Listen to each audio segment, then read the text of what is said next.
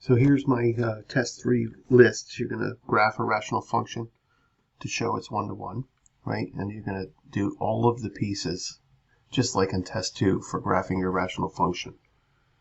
You're going to then show a function as the same function is one-to-one algebraically, right? Let f of a equal f of b and try and prove that a is equal to b. You're going to then find the inverse of that function. And then you're going to verify that you have inverses by doing compositions, right? Compose f of g and g of f, and they should both give you x. You're going to solve a log equation and check for extraneous solutions. You're going to solve an exponential equation like the one Ben just gave me. You're going to give me an exact answer in ln's, an exact answer with a single log, and then an approximate answer. And then you're going to find the domain of a log function using a sign table. And then the last 3 questions will come from chapter 6. I'm not sure yet. And then extra credit, you're going to do a difference quotient with a secant line, right? And the key with the difference quotient is what does the difference quotient tell us? Anybody know what the difference quotient tells us? It's a machine that tells us what?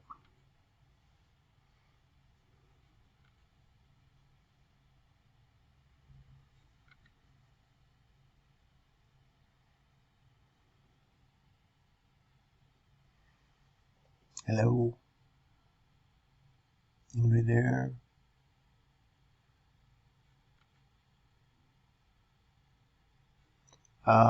Yes. I like the slope of the secant line is the easiest way to say it, but I agree, Ben. Yes.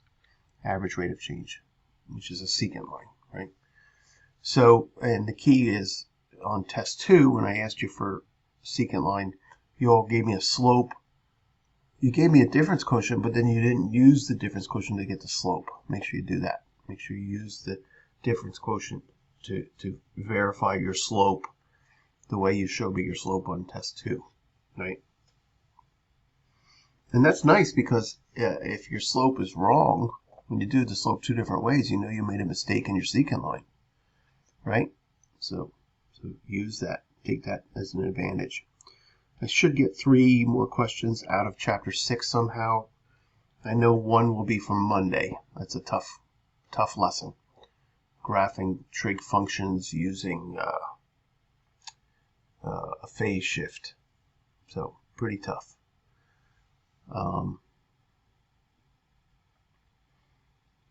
Not sure where the other 2 questions are coming from yet. But if I don't fill them all out, I still want to try and get you some extra credit so that you have a way to boost your test average a little bit. All right, let me do this problem from Ben. Thank you. And so this is homework 25. I don't know what number it is. It's number 9. And I've got 5 to the 1 minus 7x equals 6 to the x. And we want to solve for x. We want to solve for x using an ln function. We want to solve it with a single log function, so change of base formula, and an approximation, right? So Ben, what are we going to do? Book first.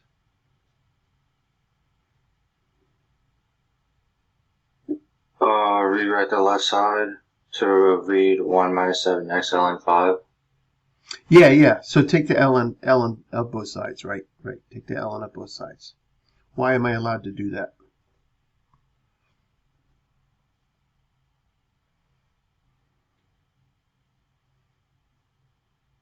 We've not done stuff like that before. We've added something to both sides or multiplied something to both sides, right? Now we're taking a function of both sides. We're using what's equal as inputs, and we're putting those into a function. Why are we allowed to do that?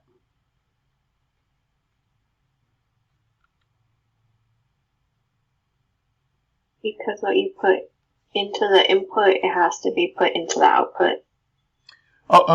So right now the first line is outputs, right? And I'm putting them in as inputs, And so something about the functions I'm using that allow me to do that. What is it about the functions? They're 1 to 1. That's it. Exactly. So 5 to the 1 minus 7x equals, ln of that equals ln of 6 to the x. And now, Ben, your piece comes into play. My exponent comes down as a coefficient.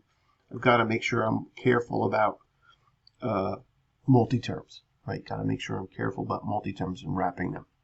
I want to distribute this. Remember, I'm trying to get all my x terms to one side with the least number of negatives. So I have an ln of 5 minus 7x ln of 5 equals x ln of 6. If I moved all my x terms now to the left, every term would be negative. And there's nothing wrong with that. It's just I'm going to have to do some extra little algebra. So I'm trying to minimize the number of negatives I get. I'm going to move that 7x ln 5 to the right.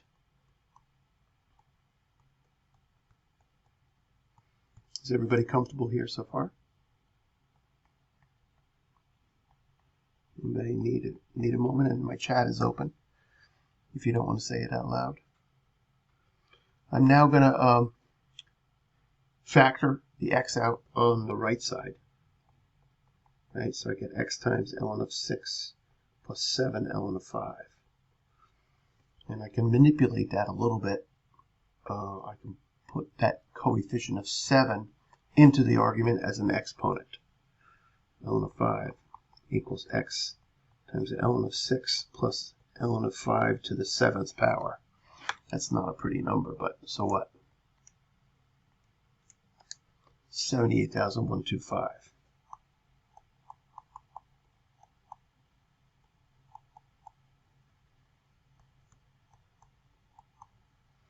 So now I have the sum of ln's, right?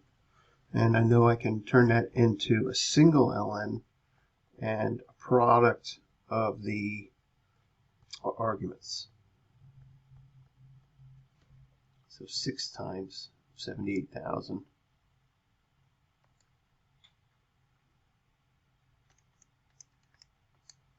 468,750.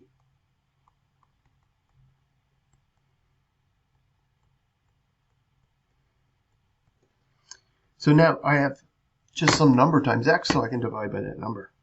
And I get x equals... Professor, I have a quick question. Yes. Yes, Ben. So Math XL has us rewrite it a different way on the test. Would you like it written that way? Or can you show it as just ln 5 divided by ln 6 plus 7 ln 5 to get x? Or do you want I want it as I want it exact answer, as simplified as it can be. And then an exact answer with a single log. So once in terms of ln's, once in terms of a single log, and then once as approximation. So here I get x equals ln of 5 divided by the ln of 468,750. So there's my exact in terms of ln's. But I also want x as an exact in terms of a single log function. And I know that the ln of a over to ln of b is the log of a over to log of b. There's my change of base. Is log base b of a. And that's the one I want to use. So I have log base 468,750 of 5. And then I want to, of course, use step 11 to get the approximation. Right?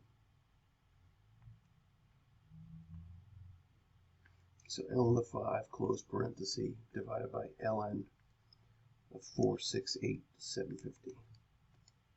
So x is approximately 0.1232546,714, or x is approximately 0.123. That's pretty fun. So I want your page just to look just like this.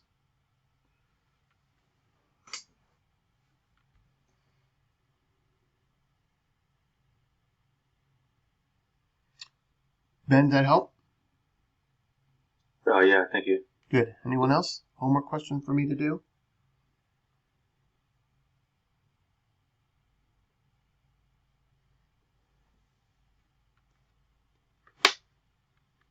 What are we feeling about this test 3?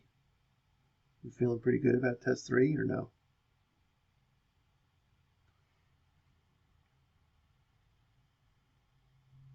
Yeah, a little bit better. Good. I'm expecting better grades. I'm expecting better grades on test 3, please.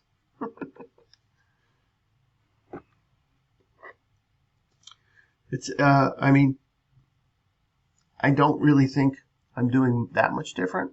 I've been doing, like for each test, I'm telling you this is the essential problems that we do, right? So when you're creating your formula sheet, you're creating it with this in mind.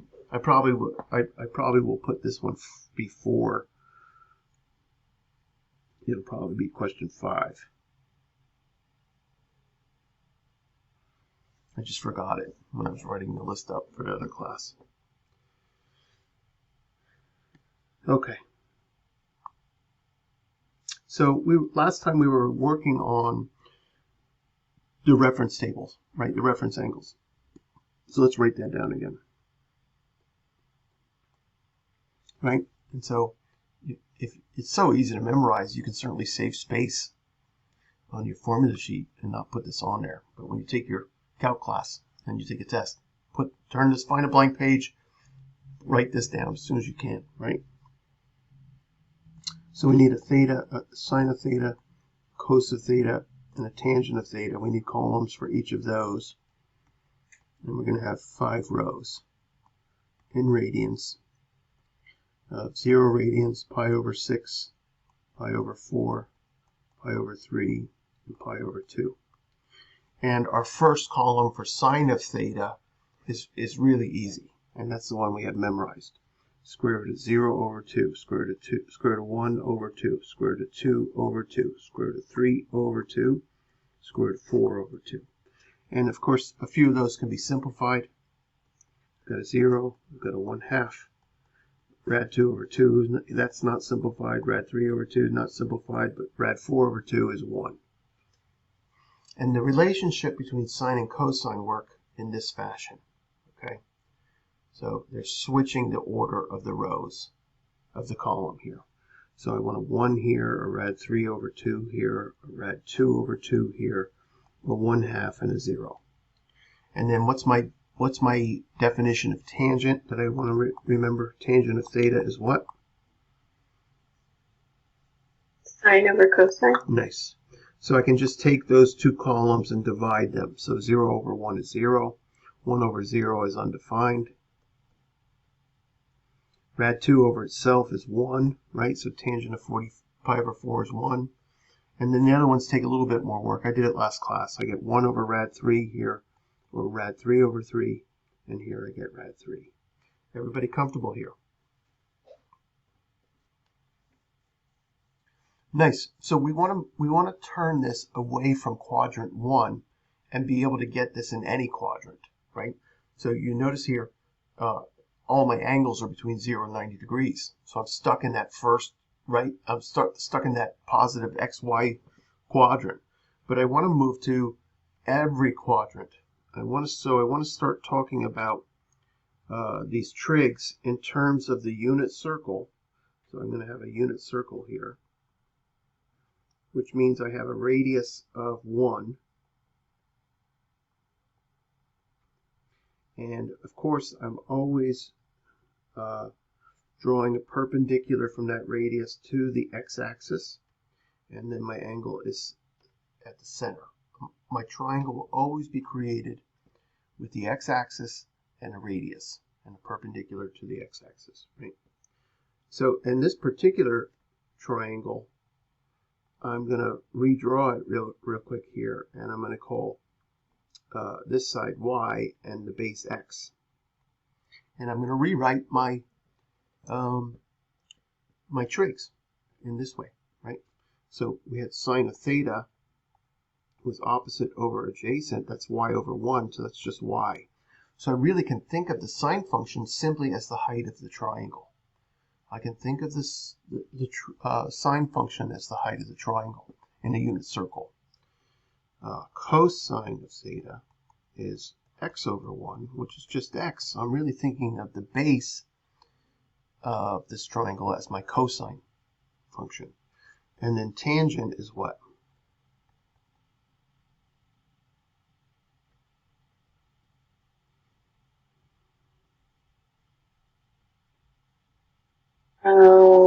Y over x. Nice. And that is another way of saying that the tangent of theta is the blank of the blank. It's the cream of the crop. No. Tangent is the what? What is y over x for us?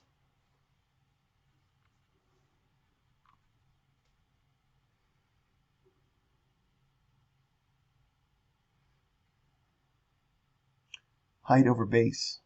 Rise over run. The slope. Yep. Slope of what? Very good. Slope of what? The angle. Almost. So what do we calculate slopes of? The hypotenuse. Yes, the hypotenuse. We calculate slope of a line. So the hypotenuse.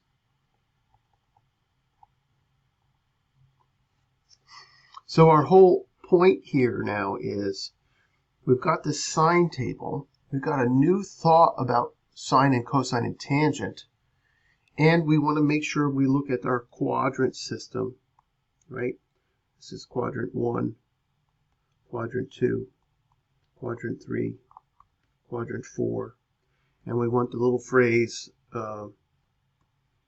all students take calculus, provided that they pass pre-calculus.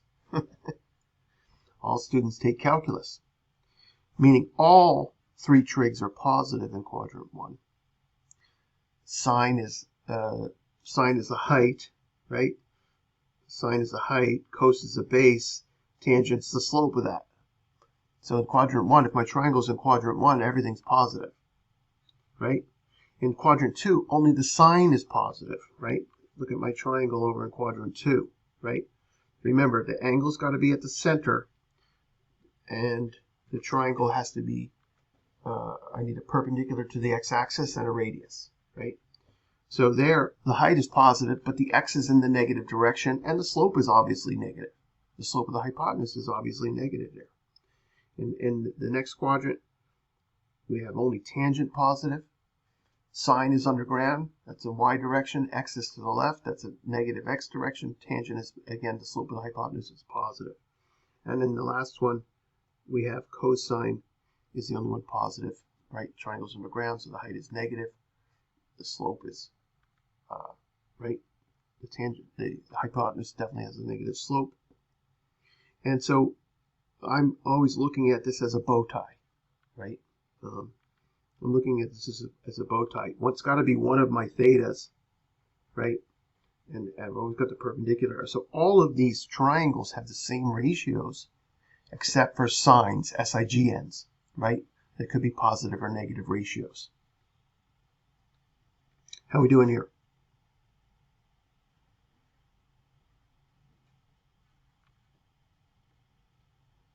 Nice. So I'd like you to be able to answer the question. Good, Elmer. Good, Cindy. I'd like you to be able to answer the question, like what is the sine of minus 5 pi over 3, right? Or what is the cosine of 7 pi over 4? Or what is the tangent of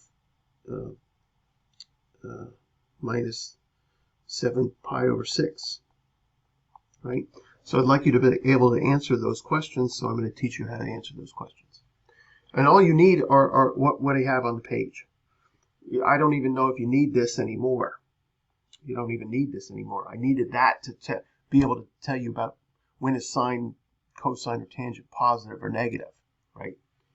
So I really just need the reference angle, and I need to be able to draw these 4 triangles, right?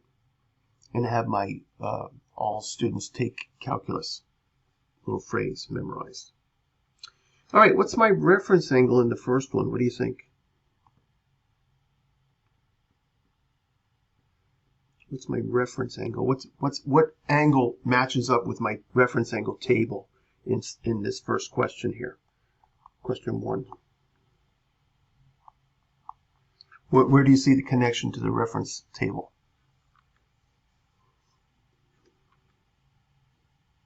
The reference angle table.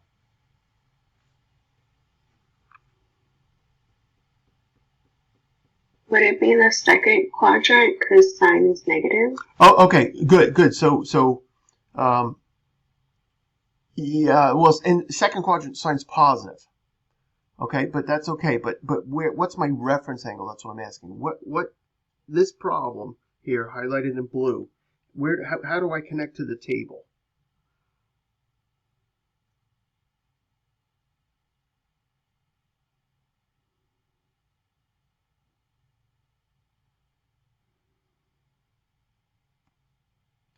It's 60 degrees. Pi over 3. Yeah, pi over 3. Right? So we're talking about sine of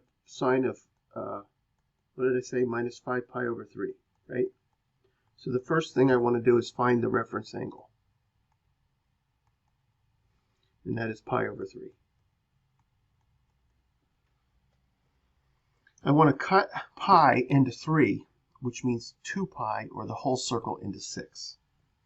Cut pi into 3, or the whole circle, into 6.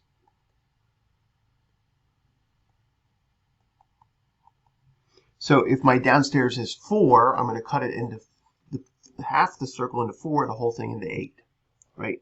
And I like to say this is a pizza, right? So I'm going to cut pi into 3, or the whole thing, into 6. And remember, I've got to be able to see that circle. There's my circle. The only triangles I want are the bow ties, right? So I've got all right angles, and I've got a theta there. There's my reference one. There's my pi over 3. And I want to start to label the slices. So if I'm positive angle, I'm moving counterclockwise. If I'm a negative angle, I'm moving clockwise. So I got minus 1 pi over 3, minus 2 pi over 3, minus 3 pi over 3, minus 4 pi over 3, minus 5 pi over 3, minus 6 pi over 3. Notice all of the pieces that are not on my bow tie corners. What do you notice about the two calculations on the places without the red dots? What do you notice about this one and this one?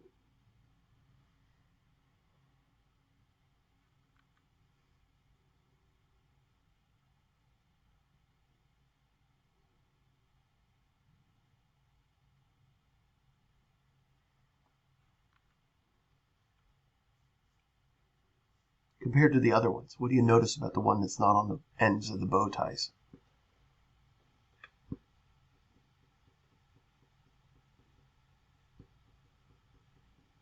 You're killing me today. The energy is just horrible.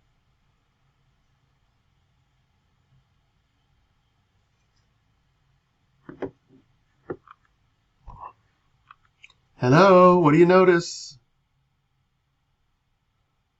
They can be simplified. Exactly.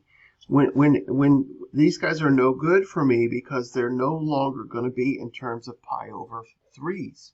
Oh, I wrote a 4 on that last one, but 6, right? So they're no longer going to be in terms of the reference angle. They have to be talking about a reference angle, right? So I find the triangle of interest, right?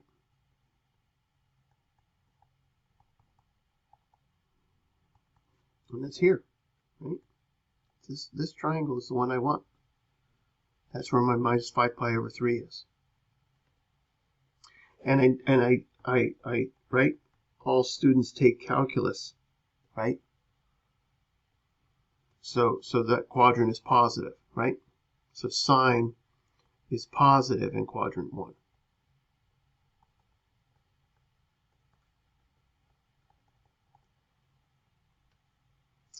So sine of minus 5 pi over 3 is positive sine of pi over 3. Notice that I get the sine, SIGN, comes from the quadrant and convert to the reference angle.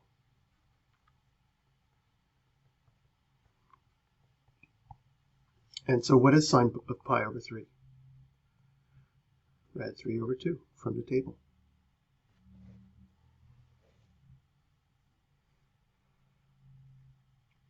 The pi over 3 one is tricky because you don't want to draw the y-axis in, right? If you draw that y-axis in, you'll often get confused about what's a slice and what's a quadrant, what is the axis. So just be careful about that.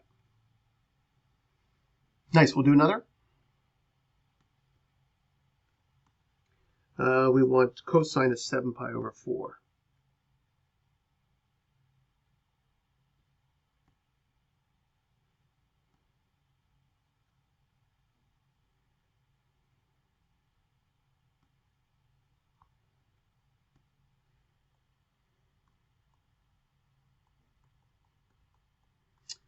Good. What's my reference angle?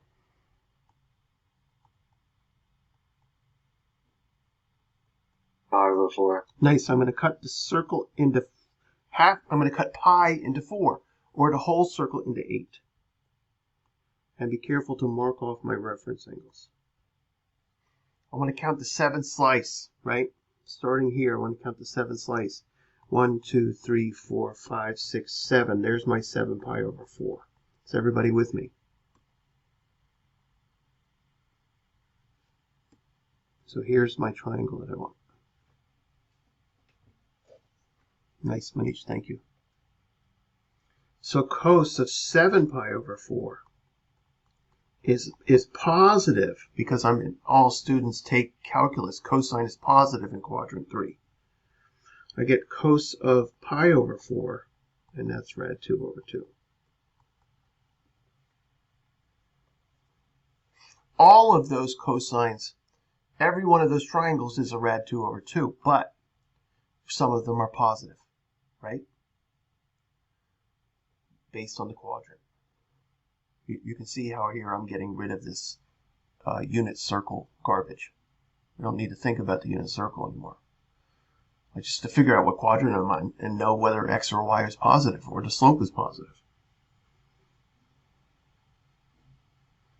What was the last one? Tangent of what? Tangent of minus 7 pi over 6. Oops. What did I do? I closed my program somehow.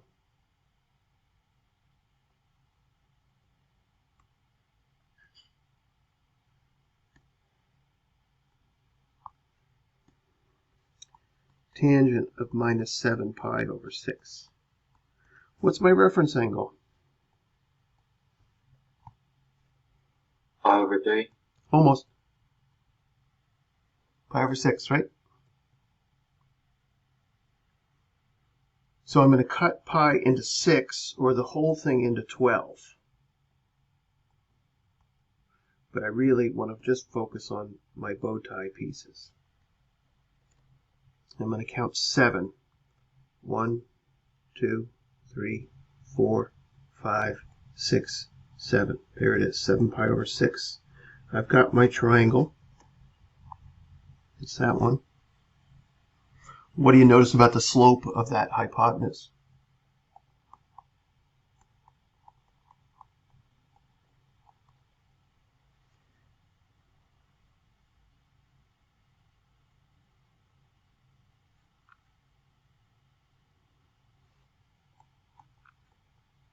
It's the slope of this hypotenuse.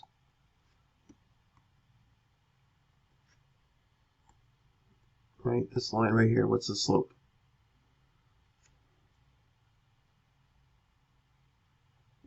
Negative, right? Or I could do all students take calculus, so only the sign is positive in quadrant 2. So I get negative tangent of pi over 6. And tangent of pi over 6 is what, rad 3 over 3? So we get a final answer of negative rad 3 over 3.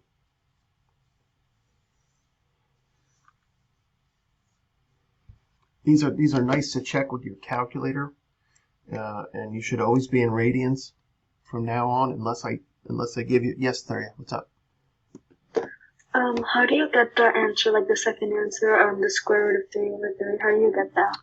That's from our table. Theta 0 pi over 6, right? We had a sine, cos, tangent, right? And we had 0, we had 1, we had 0, we had 1/2, we had rad 3 over 2, we had rad 3 over 3, right, from that reference table. Yes? Thuria, yes? Oh, no, man, I got it. Yes, nice. So these are nice to check on your calculator, because you can just go to the tangent button and then put in negative 7 pi divided by 6, and you get a decimal of 577, negative 0.577, and then you check with your negative square root 3 divided by 3, and you get the same answer, right? So you can easily double check this on your calculator. But show me all the work, right? Show me the picture.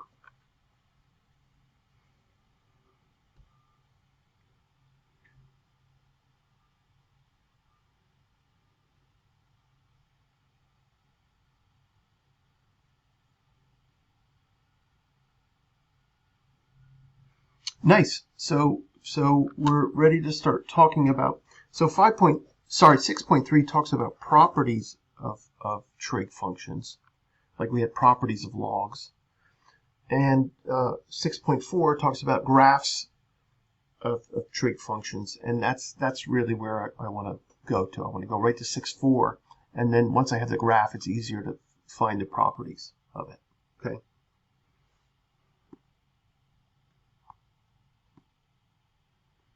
So we're talking about the graphs and properties of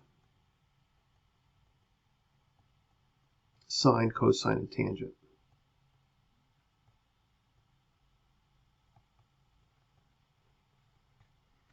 Well, I just got through telling you that the sine is really just the height of a triangle, right? So if we have that unit circle, right, with a radius of 1, and we draw that right triangle there with the x-axis, and we have a height of y and a base of x, we know that the sine of theta is just the y. It's the height of that triangle, right?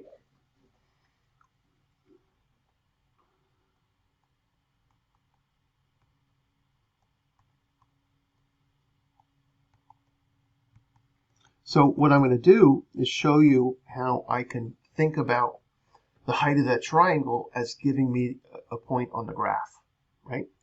So this is a program called Sketchpad, Geometry Sketchpad. It's not free. I think it would be quite interesting for you to be able to come up with what I created here on Desmos. I think it would be a really good challenge.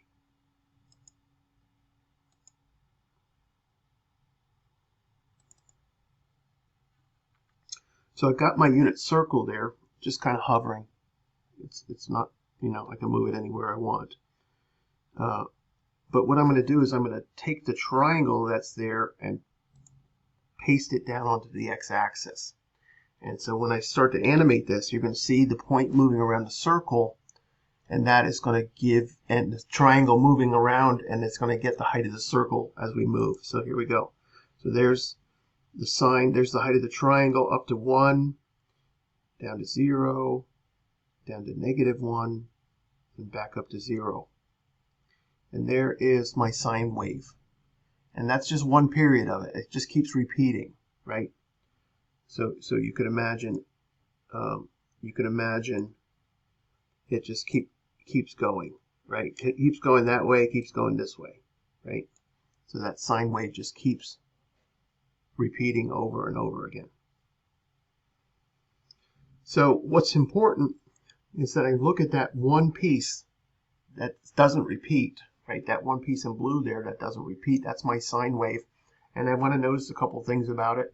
I want to notice, first of all, the quadrants, right? I want to notice the quadrants. Every pi over 2, every 90 degrees, that's what's important to me. So whenever I draw a graph of a sine or a cosine or a tangent, I want to be thinking of the quadrants I'm in. So I'm talking about pi over 2's.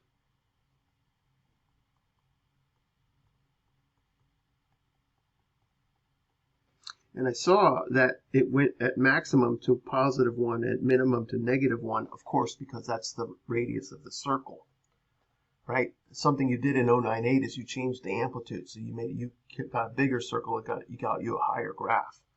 But we know that sine is starting at 0, going up to 1, coming back down to 0, down to -1, and ends at 0. And there's my sine curve. Almost got it.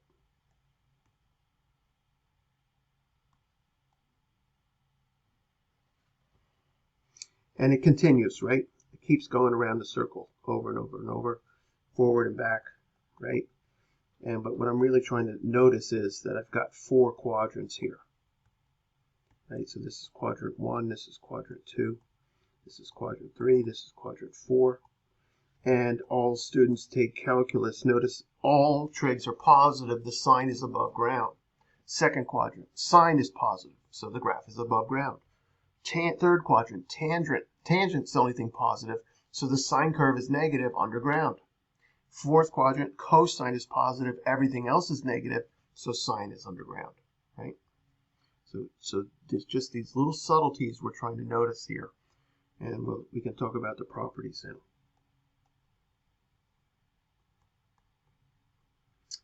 Let's see, the period is 2 pi. After 2 pi, it repeats. After I go once around the circle, the same thing happens again, right? The domain. What do you think, domain here?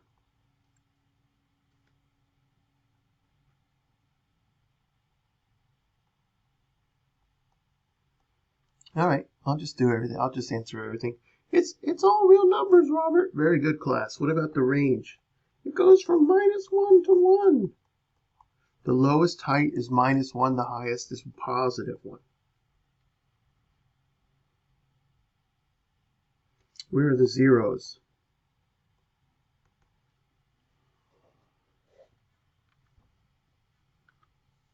I have a question Yes.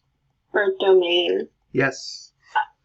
So, I took trig Yes. when we were first learning about like the domain, especially because I see radicals like pi over 2. I always thought it was like pi over, I don't know, infinity. so I know what you're getting at, but that's going to come Monday when I start to talk about the period over the frequency. On Monday, we'll be talking about y equals plus or minus a sine of b times x minus c all plus d. And we got this guy here called the frequency. And we will be taking 2 pi and dividing by b once we get there. So I think you may have seen that before and just have it in your mind. So the domain is simply, as I'm walking on that curve, what x values do I drop a shadow onto the floor on? All of them, right? There's no holes in the graph. There's no vertical asymptotes. I'm not dividing by 0. All I'm doing is moving a point around a circle and getting the height of the triangle there, right? So there's no issue. Where are the zeros at?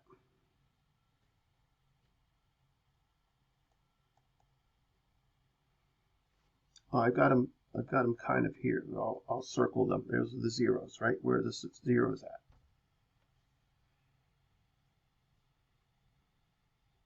Pi Nice. and 2 pi? Nice. Yes, and 0. So 0, And pi, 2 pi, it looks like forever, right? So it actually ends up being k pi. So theta equals k pi, where k is an integer, right? It's the set from ... -3 to -2 to -1 to 0 to 1 to 2 to 3 to ...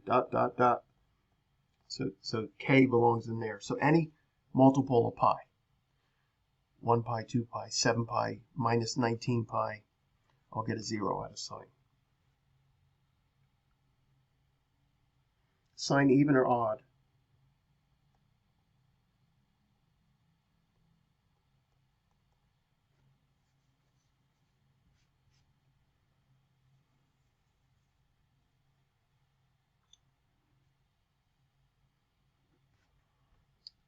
even?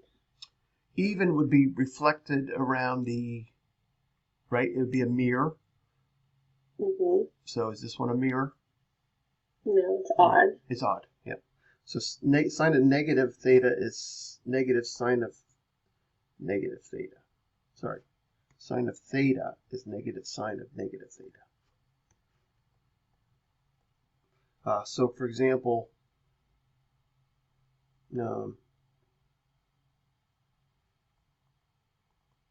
sine of pi over 6 should be equal to the opposite of sine of negative pi over 6.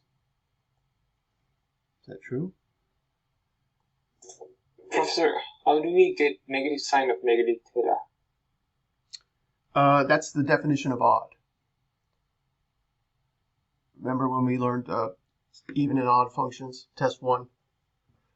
Mm-hmm. F of x equals f of negative x is even. F of x equals the opposite of f of negative x is odd.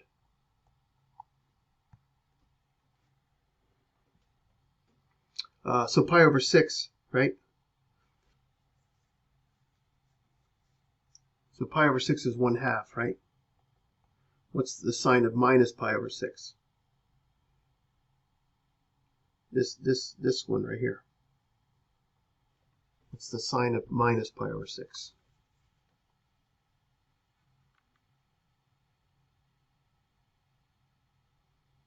Well, it's still sine of pi over 6, but it's Negative 1 over negative 1 over 2. Yeah, so minus the negative 1 over 2.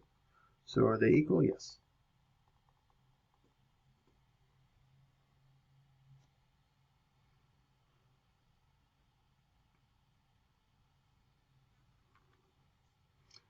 You did most of that in your 098 course, am I right?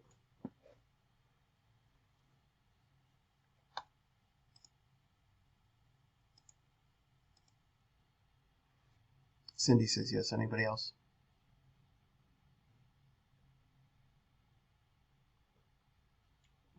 Benjamin says yes. Elise says yes.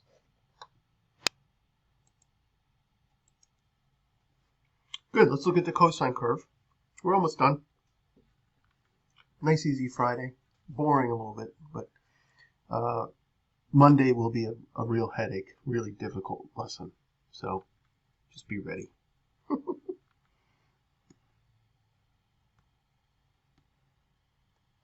So let's look at y is cos of x. Well, sorry, cos of theta. We know cosine is the, well, let me just draw the picture real quick. So, I forgot my quarter steps. I always want to be thinking quarter steps. So for sine, it's pi over 2. It's n pi over 2s, right? 1 pi over 2, 2 pi over 2, 3 pi over 2, 4 pi over 2. Same thing for cosine. So my quarter steps are pi over 2, 2 pi over 2, 3 pi over 2, 4 pi over 2. And my cosine curve is at most 1 and at min minus 1. But my little action is going to start differently. This one's easy to remember because it looks like a smile. And then, of course, it continues left and continues right. So what do you think about cosine, even or odd?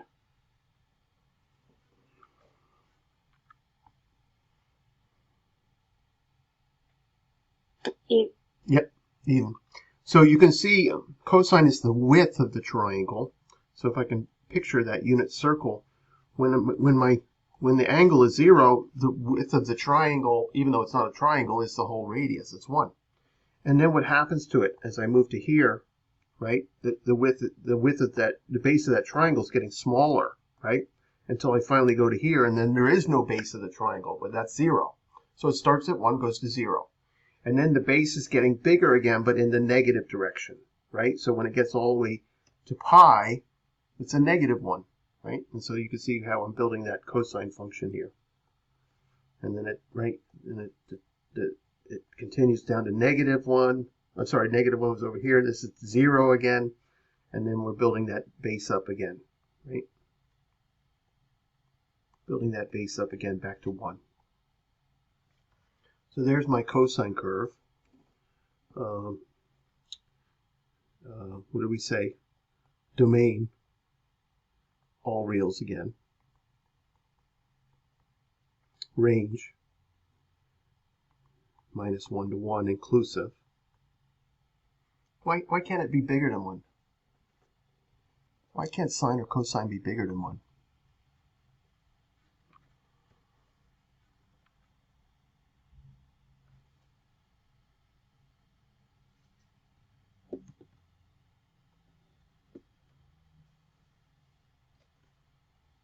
Sine is what, opposite over hypotenuse?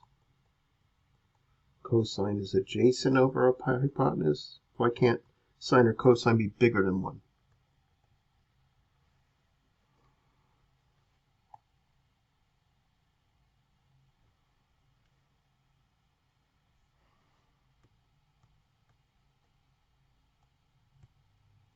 What do you know about the hypotenuse of a right triangle?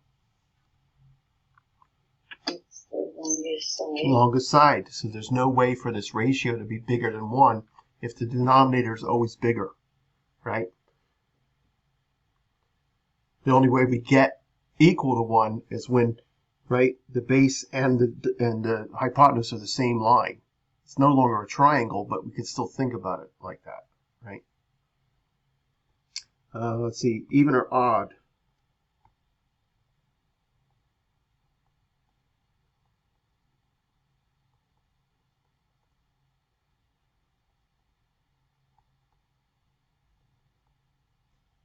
It's even, right? Do you see the symmetry about the y-axis? Left and right, same picture. So like cos of pi over 6 should be the same as cos of -pi over 6, right? Cos of pi over 6 is what, rad 3 over 2? Cos of -pi over 6, right? So this is a pi over 6. This is -pi over 6. So it's still rad 3 over 2, right? The base of both of those triangles is in the positive x direction.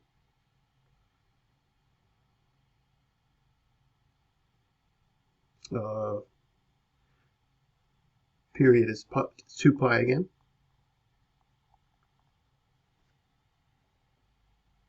Where are the zeros?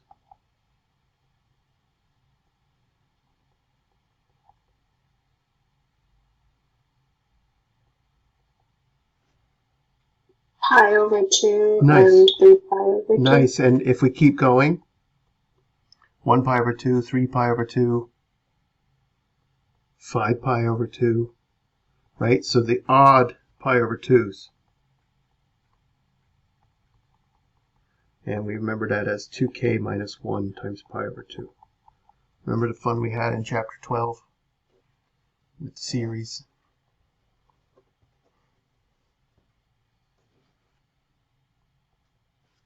Notice my quadrants here again. Quadrant 1, quadrant 2, quadrant 3, quadrant 4.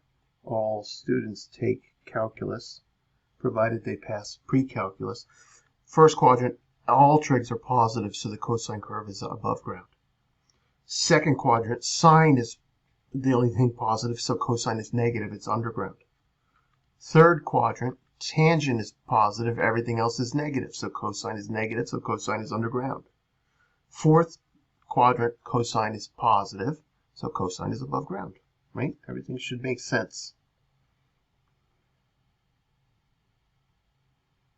And then again, the quarter steps. We want the quarter steps here. N pi over 2's, right?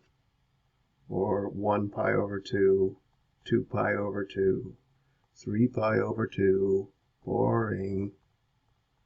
I need those for Monday. I need to have you thinking about quarter steps, thinking about each quadrant, right? Each quadrant, first quadrant to right, first 90 degrees, second 90 degrees, third 90 degrees, all the way around the circle.